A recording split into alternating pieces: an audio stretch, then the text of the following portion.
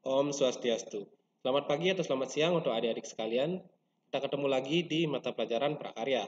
Nah, di kesempatan kali ini kita akan membahas materi mengenai pengolahan makanan dari bahan pangan buah segar. Materi yang akan dibahas itu mencakup pengertian buah segar, karakteristik buah-buahan, kandungan dan manfaat buah-buahan, teknik pengolahannya, tahapan pengolahannya, serta kemasan dan penyajiannya. Jadi kita bahas yang pertama dulu, yaitu pengertian buah segar. Nah, semua pasti tahu kan apa itu buah? Buah segar adalah bahan pangan yang tidak memerlukan pengolahan sudah dapat dikonsumsi secara langsung. Atau secara gampangnya bisa diingat dengan buah segar adalah makanan yang tidak perlu dimasak, tapi bisa dimakan langsung. Itu untuk pengertian buah segar. Kemudian ada berbagai karakteristik buah segar. Yang pertama ada berdasarkan sifatnya, yaitu dibagi menjadi dua macam. Ada yang namanya buah musiman. Buah musiman itu adalah buah yang hanya ada di musim tertentu. Jadi kalau emang musimnya dia baru ada, kalau nggak musimnya dia nggak ada. Jadi misalnya kayak duren itu kan ada musimnya, atau misalnya mangga gitu kan ada musimnya. Kemudian yang kedua itu ada namanya buah sepanjang tahun. Ini kebalikan dari buah musiman. Jadi buah ini bisa ada kapan saja. Contohnya bisa pisang, bisa pepaya, dan lain-lain. Kemudian karakteristik yang kedua yaitu berdasarkan iklim tempat tumbuhnya. Jadi ada dua macam juga. Ada yang namanya buah tropis, di mana buah-buahan tumbuh di iklim panas atau tropis dengan suhu udara sekitar 25 derajat Celcius atau lebih. Jadi contohnya bisa pisang, pepaya, nanas, mangga, rambutan, maupun durian. Kemudian ada yang namanya buah subtropis. Jadi yang hidup di iklim sedang atau di daerah yang mempunyai suhu udara maksimum 22 derajat Celcius atau tempatnya lebih dingin, lebih sejuk. Jadi contohnya bisa apel, jeruk, stroberi, anggur, dan lain-lain. Karakteristik yang ketiga yaitu berdasarkan proses pematangannya. Ada dua macam juga. Ada yang namanya buah klimaterik, yaitu buah yang setelah dipanen dapat menjadi matang sehingga terjadi pembusukan. Jadi misalnya kalian petik buah ini, dia bisa matang dengan sendirinya, kemudian dia juga bisa busuk dengan sendirinya. Jadi contohnya bisa pisang, mangga, pepaya, dan lain-lain. Kemudian ada yang namanya buah non-klimaterik. Jadi buah yang setelah dipanen tidak akan mengalami proses pematangan lagi, tapi langsung membusuk. Jadi buah ini kalian petik pas sudah matang, kemudian dia akan busuk dengan sendirinya.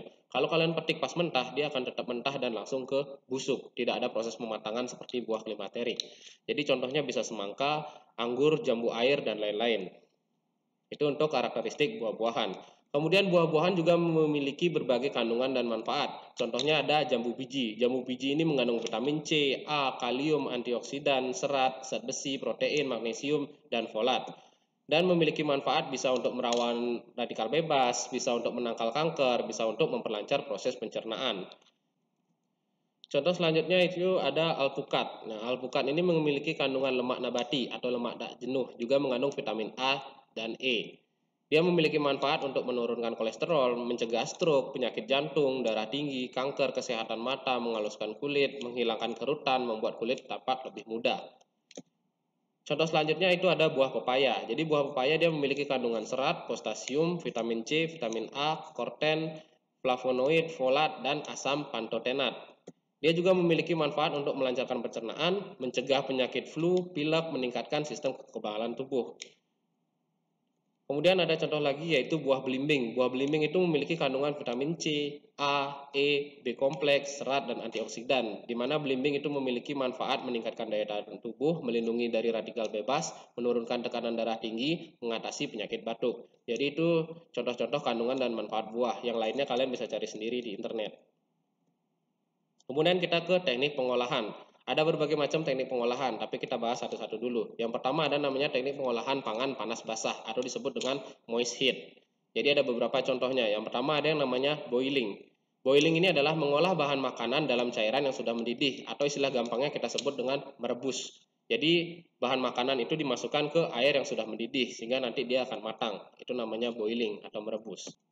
Selanjutnya ada yang namanya poaching. Poaching ini adalah cara memasak bahan makanan dalam bahan cair sebatas menutupi bahan makanan yang direbus dengan api kecil di bawah titik didih 92 sampai 96 derajat Celcius.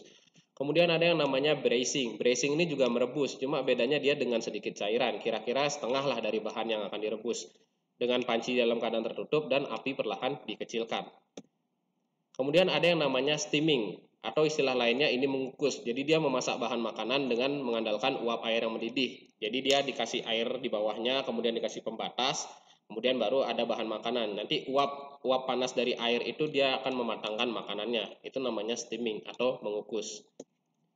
Selanjutnya ada namanya stewing. Stewing ini adalah mengolah bahan makanan yang terlebih dahulu ditumis bumbunya dan direbus dengan cairan berbumbu yang tidak terlalu banyak dengan api sedang, atau istilah lainnya ini menggulai. Kemudian ada yang namanya simmering. Simmering ini adalah teknik memasak bahan makanan dengan saus atau bahan cair lainnya yang dididihkan terlebih dahulu, baru api dikecilkan di bawah titik didih dan direbus lama. Nanti dia akan muncul permukaan gelembung-gelembung. Jadi di atas permukaan itu dia akan muncul gelembung-gelembung kecil. Itu namanya simmering. Kemudian ada yang namanya teknik mengetim. Teknik mengetim ini adalah teknik memasak dengan mengandalkan dua wadah. Jadi misalnya ada panci besar, ini di dalamnya dikasih panci kecil lagi satu, kemudian baru bahan makanannya. Ini biasanya digunakan untuk melelehkan coklat. Jadi itu untuk teknik-teknik pengolahan panas basah. Nah, kemudian ada yang namanya teknik pengolahan panas kering atau dry heat cooking. Ini contoh-contohnya, yang pertama ada namanya deep frying. Deep frying ini adalah memasak dengan minyak banyak atau menggoreng dengan minyak banyak. Ini tujuannya untuk membuat makanan yang crispy atau membuat gorengan yang renyah. Kemudian ada yang namanya shallow frying. Ini kebalikan dari deep frying. Jadi kalau deep frying menggunakan minyak banyak, berarti shallow frying itu menggoreng dengan minyak sedikit. Teknik selanjutnya yaitu baking. Baking ini adalah pengolahan bahan makanan di dalam oven atau microwave dengan panas dari segala arah tanpa menggunakan air ataupun minyak. Jadi ini istilah lain untuk memanggang. Kemudian selanjutnya ada grilling. Grilling ini adalah mengolah makanan di atas lempengan besi atau disebut dengan griddle, atau bisa di atas pan datar atau teflon yang nanti akan diletakkan di atas perapian langsung. Ini istilah lain untuk membakar. Kemudian ada yang namanya shortening. Shortening ini adalah teknik memasak dengan menggunakan sedikit minyak, olahan dan bahan makanan dipotong kecil atau diiris yang dikerjakan dalam waktu sebentar, atau istilah lainnya ini adalah menumis.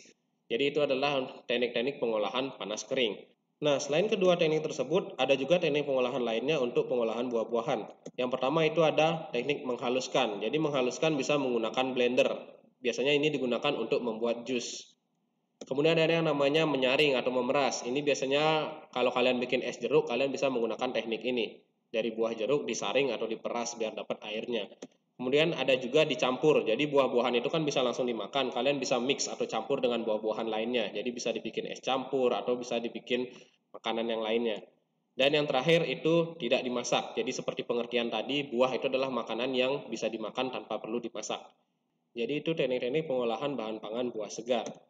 Kemudian kita ke tahapan pengolahan. Nah, tahapan yang pertama itu adalah perencanaan. Jadi di sini kalian bikin rencana dulu. Kalian mau bikin apa, bahannya apa, caranya gimana. Jadi semua kalian rencanakan di sini. Jadi kalian identifikasikan dulu kebutuhannya atau cari ide dan gagasan itu di bagian perencanaan. Setelah kalian lakukan perencanaan, maka kalian lakukanlah pelaksanaan atau pembuatan atau action. Jadi apa yang sudah direncanakan tadi kalian tinggal terapkan di sini, baik itu persiapan, proses pembuatan, dan jangan lupa diperhatikan juga keselamatan kerja. Setelah melakukan pelaksanaan atau pembuatan, maka kalian lakukan evaluasi atau menilai hasil produk kalian sendiri. Apakah ada yang kurang atau tidak. Kalau sudah tidak ada yang kurang, maka lakukanlah penyajian atau pengemasan. Jadi ke langkah terakhir atau finishing. Nah, itu untuk tahap-tahap pengolahan. Jadi ada perencanaan, pelaksanaan, evaluasi, dan penyajian atau pengemasan. Nah, untuk penyajian dan pengemasan sendiri ada beberapa jenisnya. Untuk yang penyajian itu ada dua jenis. Ada yang namanya penyajian tradisional, ada yang namanya penyajian modern. Kalau yang tradisional, kalian bisa gunakan bakul nasi, bisa gunakan tampah, ingke, maupun mangkok daun pisang.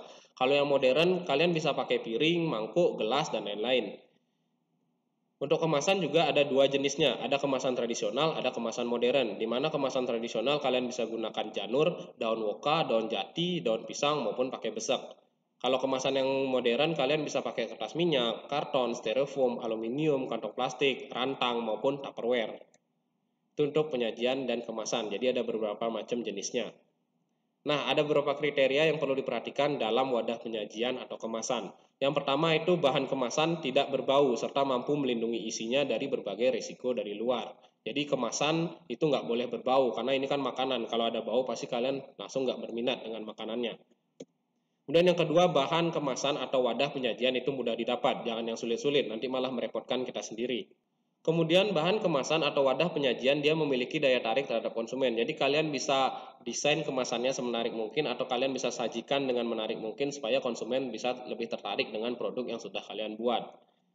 Kemudian wadah kemasan atau penyajian bisa disertakan label yang memuat nama produk, tanggal, nama produsen, berat bersih, dan informasi lainnya. Jadi kalian bisa taruh info di sana kalau dikemas. Jadi contohnya kalian kan pernah lihat jajanan itu, pasti ada tanggal kadaluarsanya, ada bahan-bahannya apa aja, ada nutrisinya, ada nama, merek, gambar, dan lain-lain.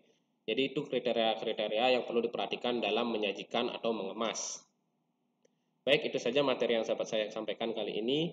Jangan lupa dibuat resume atau ringkasan dan dikumpul sesuai dengan jadwalnya masing-masing. Om Santi Santi Santi Om.